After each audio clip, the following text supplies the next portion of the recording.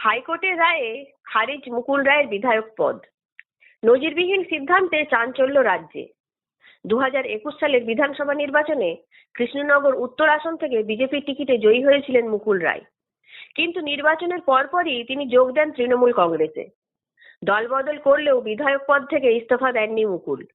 এই বিষয়টি নিয়ে শুরু থেকেই আপত্তি জানিয়েছিল বিজেপি।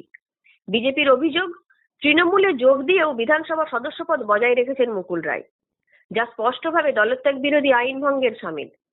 যদিও তখনকার বিধানসভার স্পিকার জানিয়ে দেন মুকুল রায় এখনো বিজেপির বিধায়ক হিসেবেই থাকবেন। এমনকি তাকে রাখা হয় পাবলিক অ্যাকাউন্টস কমিটির চেয়ারম্যান পদেও, যা সাধারণত বিরোধী দলের বিধায়কদের জন্য নির্ধারিত।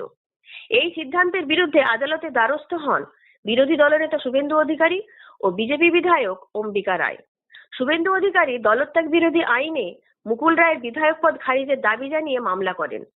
অন্যদিকে অম্বিকা রায় আলাদা মামলায় মুকুল রায়ের পিএসসি চেয়ারম্যান পদ অবৈধ বলে অভিযোগ করেন।